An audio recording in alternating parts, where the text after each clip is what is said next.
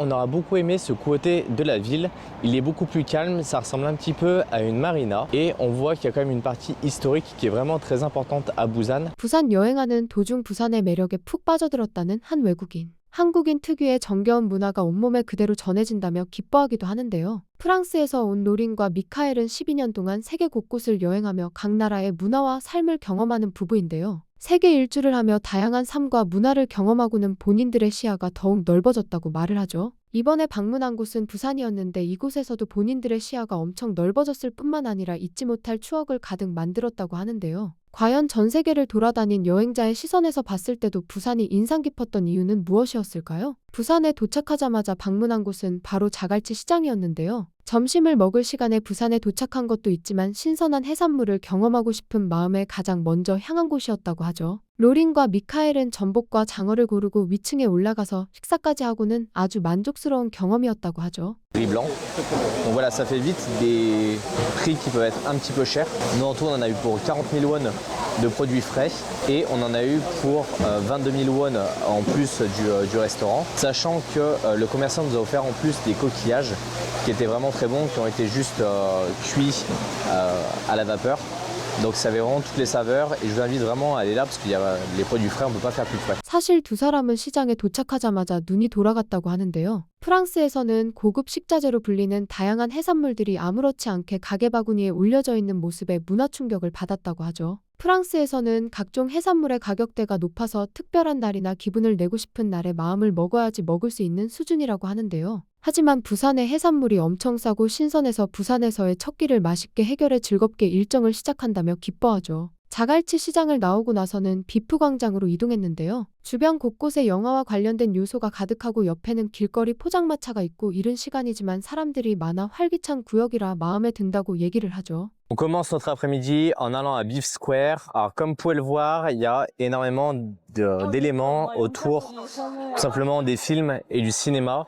Mais il y a aussi plein de stands de rue pour arriver à manger si vous le souhaitez. C'est un quartier qui est vraiment très animé, donc il y a vraiment de quoi y passer pas mal de temps pour découvrir la nourriture et de faire des petits achats par exemple pour les souvenirs. 비프 광장을 지나가서는 국제시장까지도 방문했는데요. 주변에 가정용품부터 생활용품까지 각종 물건들을 팔고 있었고 다양한 의류까지 파는 모습을 보고는 없는 게 없다며 깜짝 놀라는데요. 프랑스에서는 식료품과 생활용품, 의류나 공구까지 모든 것들이 여러 곳에 나눠 사는 게 일상이라고 하는데요. 그래서 부산 국제시장처럼 온갖 물건들을 한 곳에서 전부 구매할 수 있는 환경이 신기하다며 놀란 것이죠. 국제시장을 벗어나고 나서는 부산타워가 보이는 용두산 공원에 도착을 하는데요. 부산타워를 올라가진 않고 공원을 한 바퀴 둘러보며 잘 조성된 공간에 감탄하기도 하는데요. 부산타워 앞까지 올라갈 수 있는 에스컬레이터가 있다는 건 알았지만 정상까지 가벼운 언덕길과 계단으로 올라가는 길을 선택하죠. 덕분에 공원의 고즈넉한 분위기를 더 잘 느낄 수 있었다고 하죠. On a marché tout le long du marché.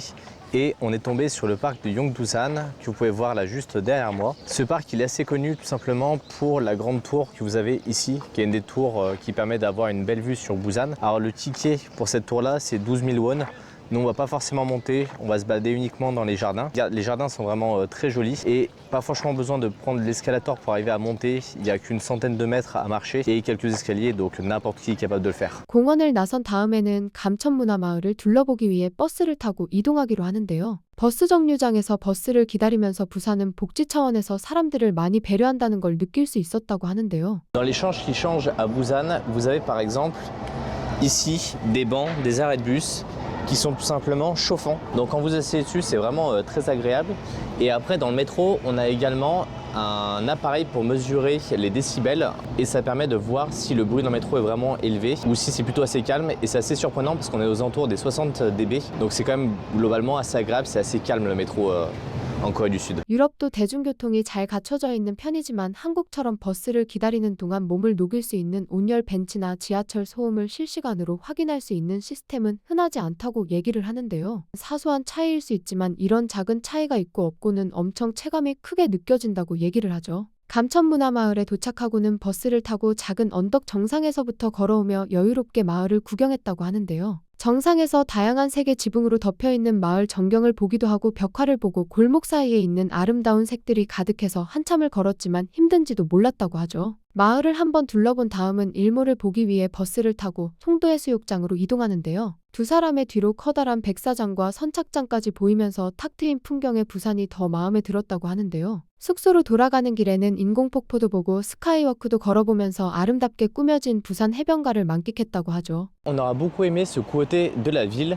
Il est beaucoup plus calme, ça ressemble un petit peu à une marina. Et on voit qu'il y a quand même une partie historique qui est vraiment très importante à Busan. On l'a ressenti en tout cas beaucoup plus qu'on avait pu le sentir sur certaines parties de Séoul. 다음 날은 오륙도로 이동해서 오륙도 스카이워크를 걸었다고 하는데요. 들어갈 때는 입구에서 제공해주는 덧신을 신고 들어가야 되고 셀카봉에 드론 비행도 금지되어 있어서 개인적으로 더 다양한 촬영을 할 수 없어서 아쉬웠지만 바다 위를 걸어다니는 기분과 눈앞에 탁 트인 풍경을 보고는 갖고 있던 아쉬움은 전부 다 사라졌다고 말할 정도로 아름다웠다고 하는데요. 스카이워크를 나온 다음에는 반대편 해안가의 해안선을 따라 이어지는 이기대 해안산책로를 걷기로 결정하죠. 산책로 초반에는 오르막길로 되어 있어서 체력적으로 힘들긴 했다고 하는데요. 그래도 산의 겉을 따라 걸을 수 있어 녹음이 무성한 길에 신선한 공기를 마시며 건강한 기분이 들었고 오른쪽에는 힘든 자신들을 응원하듯 바다가 해안가에 부딪혀 부서지는 소리를 들으며 힘을 냈다고 하죠. 2시간이 넘는 코스를 완주하고는 숙소에서 휴식을 취하고 늦은 밤 광안리 해수욕장으로 나와 드론쇼를 즐겼다고 하는데요. 생각보다 많은 인파들이 몰려 깜짝 놀라고 드론쇼의 퀄리티가 엄청 높아서 한 번 더 놀랐다고 하죠. 하늘을 수놓은 1000대 가까운 드론들이 마치 한 몸처럼 유연하게 움직여 밤하늘을 밝힌 기술력에 감탄하기도 하죠. 부산에서의 마지막 밤까지 알차게 일정을 마무리한 두 사람은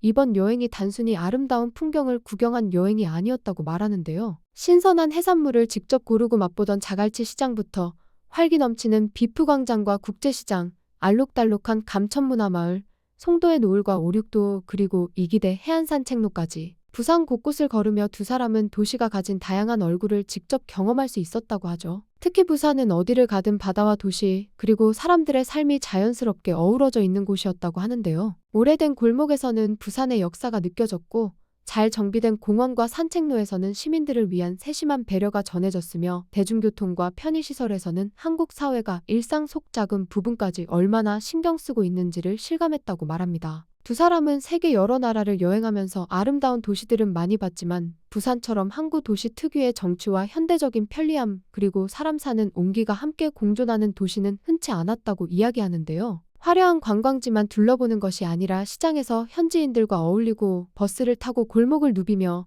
해안길을 걸어야만 부산의 진짜 매력을 느낄 수 있었다고 말했죠. 여행을 마무리하며 로린과 미카엘은 부산은 다시 한번 꼭 돌아오고 싶은 도시가 되었다고 전했습니다. 계절이 바뀌면 또 다른 풍경을 보여줄 것 같고 이번에 가보지 못한 곳도 너무 많아 다음 한국 여행에서도 가장 먼저 부산행을 고민하게 될 것 같다고 웃으며 말했는데요. 우리에겐 너무 익숙해서 당연하게 느껴지는 풍경과 문화가 세계 곳곳을 여행한 사람들에게는 특별한 감동으로 다가온다는 사실을 다시 한번 확인할 수 있는 여행이었습니다. 세계적인 관광지 못지않은 자연경관과 안전하고 편리한 도시 환경 그리고 사람 냄새 나는 시장과 골목까지 이 모든 것이 어우러져 부산만의 특별한 매력을 만들어내고 있었던 것이 아니었을까요?